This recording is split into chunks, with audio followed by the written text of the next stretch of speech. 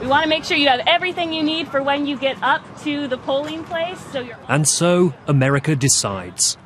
In battleground Virginia this morning, voters were out early, braving the November chill. On their minds, the economy and jobs, the deficit, education. Thank you, ma'am. So what are we witnessing here? A second chance for a historic presidency, or the dying embers of hope and change? Voted for Romney. I think we need a change, get rid of Obama. What change? Well, Obama's just spending too much money and we're getting too far in debt, so we got to make a change. Well, I voted for President Obama again. I think he's doing a wonderful job with the situation that's at hand. The man who would be president cast his vote alongside his wife in Massachusetts.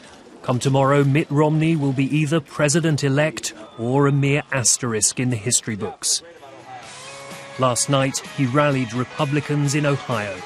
If there's anyone who fears that the American dream is fading away, if there's anyone who wonders whether better jobs and better paychecks are things of the past, I have a clear and unequivocal message.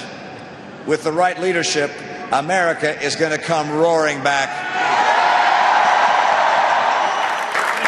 The president is in his hometown of Chicago, where he dropped in on a campaign office today. And let's get this done.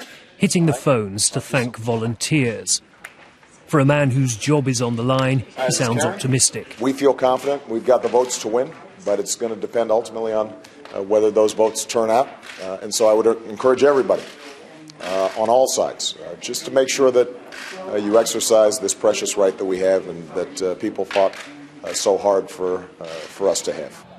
Both sides know tonight's result could well be settled in Ohio, a swing state in the Midwest that's backed the winner in the last 12 presidential contests. The most important state today is Ohio because it carries, a huge amount of electoral votes, and it is essentially the prize that will put whichever candidate over the top. And mathematically speaking, it's the key to the entire map. Right now we're on the way to go pick up a voter who needs assistance getting to the polls. In these final hours, turnout is everything. Back in Virginia, we followed Shawnica Pridgeon, an Obama volunteer, shuttling between voters' homes and polling stations. I really like being part of the ground game. It's definitely all about the person-to-person contact, no matter how much money is flying around in elections these days.